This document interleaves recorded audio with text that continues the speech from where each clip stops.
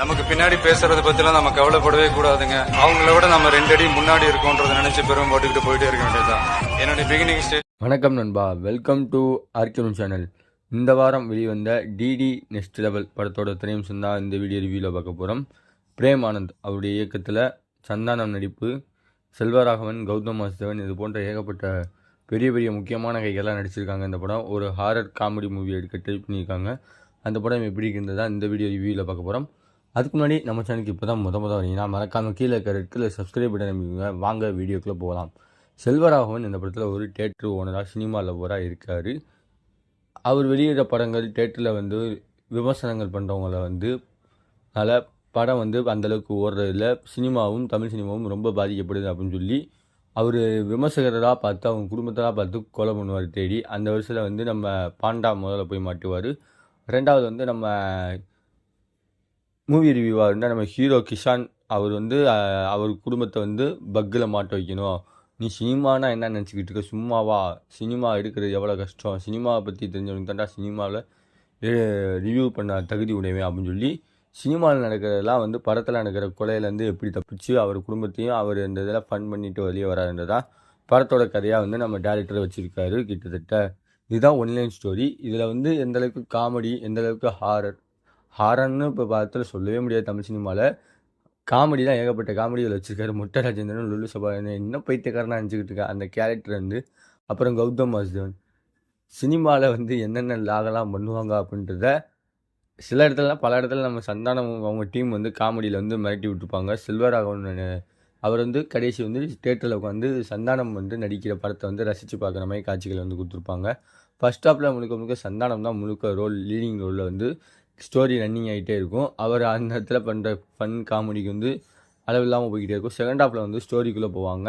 ஜெசிகானா யார், ஜெசிகா எதுக்காக அந்த கம்பெனியை வாங்குறாங்க, அந்த பில்டிங்கை, ஐலாண்டை, அந்த ஐலாண்டை எங்கேயோ பார்த்த மாதிரி இருக்கும். பார்த்தீங்கன்னா ரீசெண்டாக நீங்கள் ரெட்ரோ படத்தில் பார்த்துருப்பீங்க அந்த ஐலாண்டு லொக்கேஷனை. அந்த ஐலாண்டை எதுக்காக வாங்குறாங்க, அந்த ஐலாண்டு இருக்கவங்களாம் எதுக்கு கொள்கிறாங்க, கிட்டத்தட்ட ஒரு ராங் டர்ன் படத்தில் வர சீன்ஸை மாதிரி காட்டியிருக்காங்க. அங்கே இருக்க கொலை பண்ணுற அவங்க. அதுக்கப்புறம் சாப்பிடத்தில் வர காட்சிகள் காட்டுற மாதிரி அந்த வில்லு, அம்பு, அப்புறம் டார்ச்சர் பண்ணி கழுத்தர் அம்பத்தை வச்சு அறுத்து கொள்வது, இந்த மாதிரி காட்சிகள் ஒரு சில படத்துலலாம் பல படத்தில். அப்புறம் லொல்லு சபா அவங்களுக்கு வரவங்க கீழே நடந்து போயிட்டு இருப்பாங்க, சாணியில் வச்சு வாயில் அடிச்சுவாங்க. இது ரீல்ஸில் நடந்தது. அந்த ரீல்ஸ் ரெஃபரன்ஸை வச்சுருக்காங்க. அந்த சீன்ஸ்லாம் சிரிப்பு அடக்கவே முடியலங்க. அந்தளவுக்கு கூஸ் பம்ப்ஸான சிரிப்பு தாங்க முடியல. அப்புறம் இவர் டைரியை படிக்கும்போது ஒவ்வொருட்டமாக அவர் பாத்ரூமில் போயிடுவார் நெல் எழுவி. அந்த பாத்ரூம் போகிற நேரத்தில் பாத்ரூம் போகாதையா, முதல்ல நீ டைரியை வச்சு ஸ்டோரி படியா, அப்போ தான் ஆளை காப்பாற்ற முடியும்னு சொல்லி ஒவ்வொருட்டையும் நடக்கிற ஃபன்னான காட்சிகளும் சரி. இந்த மாதிரி ஃபன்னுக்கு பஞ்சம் இல்லை. படத்தில் ஸ்டோரி ஒன்றுமே இல்லை.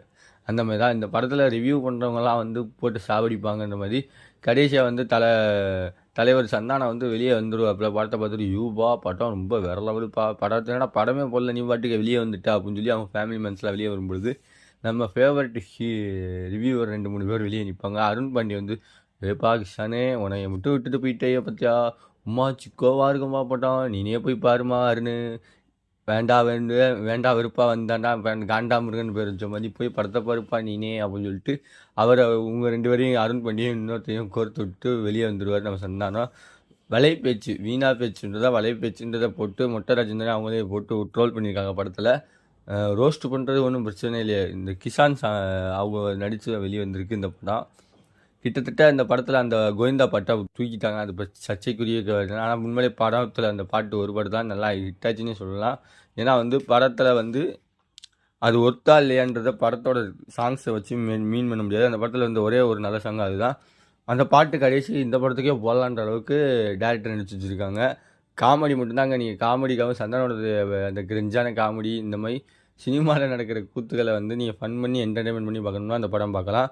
மற்றபடி படத்தில் ஸ்டோரி பேஸ் ஒன்றுமே இல்லை. நான் டிடி ரிட்டர்ன்ஸ் அளவுக்கு இருக்கும்னு நினச்சேன், ஆனால் அந்தளவுக்கு கூட இல்லை.